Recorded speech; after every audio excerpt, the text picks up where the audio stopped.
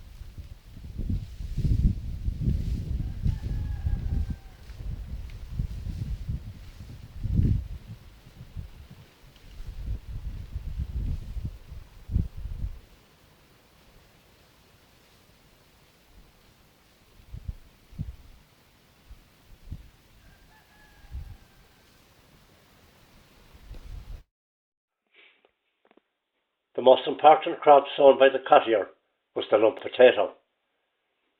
This ensured the survival of himself, his family, and domestic animals.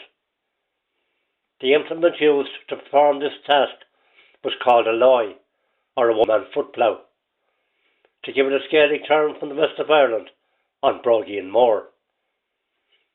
Later on, this was replaced by the conventional animal plough. Spades and shovels also made their appearance on the field in the years ahead. The potatoes were generally sown in ridges or lazy beds, and in old Celtic Ireland there was a belief that planting them facing the rising sun would ensure that an even supply of sunlight shone between them at all times. The ground was tilled on St. Patrick's Day and planted on St. Patrick's Day and the days that followed. The annual Midsummer Festival was celebrated on St. John's Night, the 23rd of June each year. The potatoes, which were already in bloom, had the ash from the fire sprinkled over them in the belief that this would help them to flourish. The failure of this crop in the mid to late 1840s had a devastating effect on the population as a whole. As a result, the country experienced great hardships and important historical events also. This old Gaelic nation, now ruled by a repressive regime, would undergo critical changes in the years that followed. The biggest activity, of course, was forced immigration. We sowed them in the spring when the little birds did sing, and we prayed that they would flourish through the year, and we prayed that they would flourish every year. Tranona Bragg Grain, yeah? Gosh, chef. No, but go hint up the day again. Weakest of year. I notice it's potato time again. Starting to dig them, are you? Yes, we've come to the time to dig out the potato, and the month of October, and this particular potato has a profound interest for the Irish society, and it's called the Irish lump.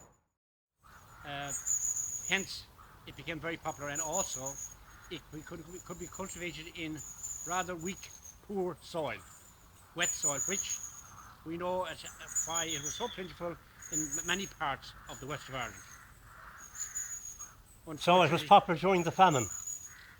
Extremely popular until it came to a point of where it caught a virus which destroyed it 2 consecutive years, which led a lot of people who are totally dependent on the lumper for survival without any basic diet, without their basic diet. Some other counties have similar stories to tell just as well. But originally the potato came from South America first, and then we changed the name from potato. I think it was a nickname they put on it, spud.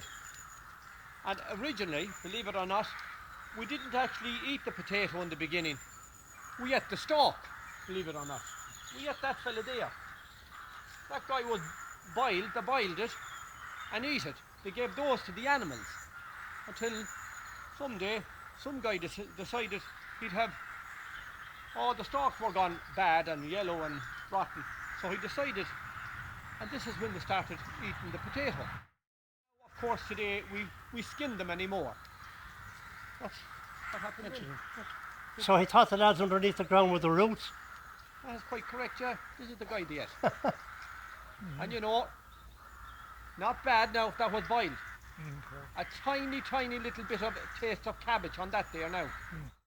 Certainly that's a brand new one. I haven't heard that one before. But that's the truth now, Min. Well, you heard it here first anyway.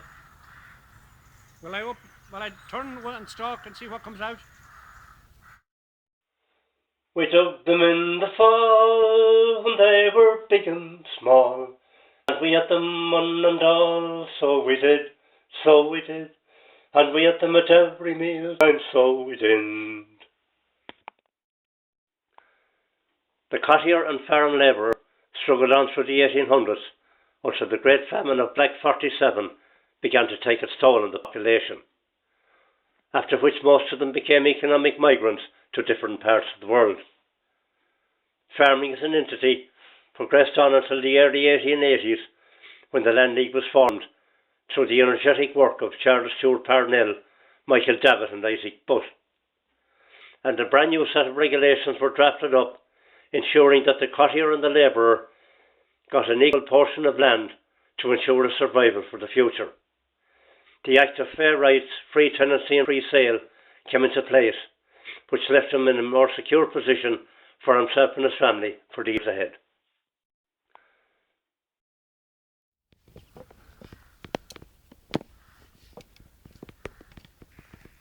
You're digging out the last of them? Yes, we are. Good crop this year. That was a beautiful song your mother sang about them. But looking at those lumpy yolks and the way they suffered from the blight and they starved half the nation. Now, you certainly wouldn't want to be singing about them at night. You would not.